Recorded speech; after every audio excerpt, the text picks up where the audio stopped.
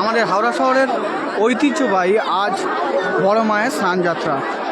আমি এর আগে অনেকবার বলেছি যে আমাদের হাওড়া শহরের সব থেকে বড় উৎসব হলো এই মায়ের স্নানযাত্রা। প্রত্যেক বছর প্রথা মেনে মায়ের এখানে আগে যারা ভক্তরা আসেন তারা এই গঙ্গা স্নান সেরে নেন, তারপর প্রত্যেকে দণ্ডি ঘাটেন। দণ্ডি ঘাটার পর যখন বিকেলবেলা ঠিক হয় 4টের সময় মাকে মন্দির থেকে নগর পরিক্রমা করতে বের করা হয়। তারপর পূর্ণিমা পড়ার সাথে সাথে মাকে স্নান করানো হয় এই শালকিয়া মাদাঘাটে। এখন ভক্তরা স্নান করছেন, এই এখান থেকে স্নান করেই তারা প্রত্যেকে মায়ের মন্দিরে দণ্ডি কাটবেন। দেখুন বহু ভক্ত আসছেন গঙ্গা স্নান সেরে এই চৌরাস্তা, যে শালকিয়া চৌরাস্তা সেই বরাবর সোজা তারা চলে যাবেন অরবিন্দ রোডের দিকে, যেদিকে বড় মায়ের মন্দির। দেখুন এখানে বহু ভক্ত আসছেন, দণ্ডি ঘাটছে, লাখো লাখো মানুষের সমাগম হয়। দেখুন এখানে ছোট বাচ্চা তারাও দণ্ডি ঘাটছে। এইভাবেই এই রাস্তা ধরে শালকিয়া যে বাঁধাঘাট, সেই বাঁধাঘাট থেকে সোজা এই রাস্তা ধরেই বড় মায়ের মন্দিরের দিকে চলে যায়। আমি সরাসরি দেখাচ্ছি লাইভে আপনাদেরকে, আমি বড় মায়ের মন্দির থেকেও আপনাদেরকে লাইভ করে দেখাবো। আপাতত রয়েছে আমি শালকিয়া বাঁধাঘাটে, আমি প্রতিটা মুহূর্ত আপনাদের সামনে তুলে ধরার চেষ্টা করব। দেখুন এখানে মানুষের বিশ্বাস, মানুষ যে আবেগ, দেখুন হাজার হাজার মানুষ তারা একদিক থেকে এগিয়ে আসছে। দেখুন এই যে দড়ির এদিক থেকে এগিয়ে আসছে, আর একদিক থেকে মানুষ দণ্ডি কাটতে কাটতে যাচ্ছে। এখানে অগুন্তি মানুষ তারা দণ্ডি কাটেন মায়ের কাছে। দেখুন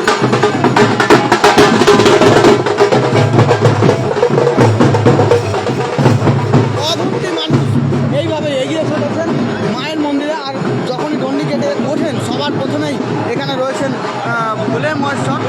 দেখতে পাচ্ছেন ভোলে মহেশ্বরের দর্শন করেন। দেখুন ভোলে মহেশ্বরের সামনে তারা প্রত্যেকে দণ্ডি কাটছেন। এরপর ভোলে মহেশ্বরকে দেখার পর তারা প্রত্যেকে এগিয়ে যান। দেখুন এইখানটাতে সকলে প্রণাম ছাড়ছেন, কারণ এখানেই রয়েছেন প্রভু জগন্নাথ। দেখুন আমি আপনাদেরকে জগন্নাথ দেবের দর্শন করাচ্ছি। দেখুন এখানে প্রভু জগন্নাথ দেব, বলভদ্র মহারাজ, মা সুভদ্রা দেবী, মা রাধারানী, শ্রীকৃষ্ণ মহাপ্রভু রয়েছেন। যারা গঙ্গা স্নান করে আসেন, দেখুন গঙ্গা স্নান করে এসে প্রথমে ভোলে মহেশ্বরের দর্শন করে, সিদ্ধিদাতা গণেশের দর্শন করে, তারপরে এখানে প্রত্যেকেই এখানে প্রভু জগন্নাথের দর্শন করে। প্রভু জগন্নাথের দর্শন করার পর তারা প্রত্যেকে এই রাস্তা ধরে এগিয়ে যায়। এখানে গহরাজ রয়েছেন, এখানে তারা প্রত্যেকেই এই রাস্তা ধরে এগিয়ে যান এবং সোজা শালকিয়া চৌরাস্তা পেরিয়ে পৌঁছে যান বড় মায়ের মন্দিরে। আমি সেই সুন্দর দৃশ্যই আপনার সামনে তুলে ধরছি। আমি মায়ের মন্দির থেকেও আপনাকে লাইভ দেখাবো। মেজো মা, সেজো মা, ছোটো মা, প্রত্যেকটা মন্দির থেকেই আমি আপনাকে লাইভ করে দেখাবো যে মানুষ কতটা আবেগপ্রবণ হয়ে পড়ে এই আজকের দিনে, এই মাঘী পূর্ণিমার পূর্ণ লগ্নে। আমাদের হাওড়া শহরের, শুধুমাত্র হাওড়া শহরের যে মানুষ আসেন তা নয়, বহু জেলা থেকে, বহু রাজ্য থেকে বহু মানুষ আসেন এই উৎসবে সামিল হওয়ার জন্য। প্রত্যেকের মুখে একটাই নাম, বড় মা, বড় মা, বড় মা। দেখুন এখানে প্রত্যেকেই দণ্ডি কেটে যাচ্ছেন।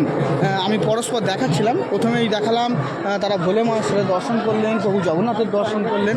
এরপর সোজা তারা এদিকে এগিয়ে যায়। এখানে আনন্দময়ী মাতার মন্দির, এখানে দেখুন প্রত্যেকেই প্রণাম সারছেন মন্দিরে। দেখুন এখানে মা আনন্দময়ী, এখানেও দেখুন যারা দণ্ডি কাটছেন তারা প্রত্যেকেই মায়ের উদ্দেশ্যে একবার করে প্রণাম সারছেন, তারপর আবার এগিয়ে যাচ্ছেন। এইভাবে এই প্রথা মেনে প্রত্যেকে এগিয়ে যান। এই দেখুন যত এগোচ্ছি ততই শুধু মানুষ তারা দণ্ডি কাটছেন। কেউ গঙ্গা স্নান সেরে দণ্ডি কাটা শুরু করেছেন, আবার কেউ বাড়ির থেকেই হয়তো দণ্ডি কাটতে কাটতে গঙ্গার দিকে আসছেন, আবার গঙ্গা থেকে স্নান করে আবার দণ্ডি কাটতে কাটতে মায়ের মন্দিরের দিকে যাবেন। আমি সরাসরি আপনাদেরকে লাইভে দেখাচ্ছি আমাদের হাওড়া শহরের শ্রীরাম থ্যাং রোড সংলগ্ন।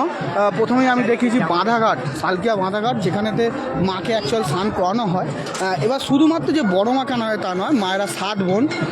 এখানে লোককথায় জানা যায় যে ছোটো মাকে মন্দির থেকে বার করা হয় না, ছোটো মায়ের মন্দিরে মায়ের আর যে 6 জন বোন তারা যান মায়ের দর্শন করার জন্য, ছোটো মায়ের সঙ্গে দেখা করবার জন্য।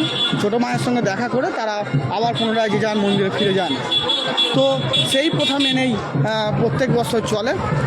তো মা এবছরে বড় মা বেরোবেন 4টের পর, কারণ যেহেতু মাধ্যমিক পরীক্ষা রয়েছে তো সেই সমস্ত জিনিস মাথায় রেখেই মাকে প্রশাসনিক নিয়ম মেনে মাকে এবছর বার করা হবে। আর তাছাড়া এবছরের পূর্ণিমা পড়েছে 6:30-এর পর, তো মাকে স্নান করানো হবে মধ্যরাতে। তো সেই জন্য বিকেলবেলা বার করা হবে 4টের সময়, বার করে নগর পরিক্রমা করা হবে। নগর পরিক্রমা করে তারপর পুনরায় মাকে স্নান করিয়ে মন্দিরে প্রতিস্থাপন করা হবে। দেখতে পাচ্ছেন আমি এখন চৌরাস্তায় চলে এসেছি বাঁধাঘাট থেকে। আমি হাঁটতে হাঁটতে আসলাম, দেখলেন এরকম এইগুলো চৌরাস্তা। এইদিকে গেলে হাওড়া স্টেশনের দিকে রাস্তা, এইদিকে গেলে বেলুর দিকে আসছে, আর এই সোজা গেলেই বড় মায়ের মন্দির, যেটাকে বলা হয় অরবিন্দ রোড। দেখুন ছোট্ট বাচ্চা একটি, তাকেও দণ্ডি কাটানো হচ্ছে। দেখুন এই বিভিন্ন রকম প্রথা এখানে দেখতে পাওয়া যায়। মায়ের কাছে অনেকেই মানত করেন। আর এখানে রাস্তাটি গেলে অনেক জলসত্র দেখতে পাবেন, যেখানেতে বহু ভক্তদেরকে জল দেওয়া হয়, অনেক রকম খাবার দেওয়া হয়। দেখুন আমি দেখাচ্ছি, দেখুন আমি চলে এসেছি চৌরাস্তার থেকে বড় মায়ের মন্দিরের দিকটায়। আমি মেজো মায়ের মন্দিরেও যাব, সেজ মায়ের মন্দিরেও যাব। সেজ মায়ের মন্দিরে আমাকে নিমন্ত্রণ করেছে ওই চক্রবর্তী বাড়ির যারা সদস্য রয়েছেন, তারা আমার বন্ধু হয়।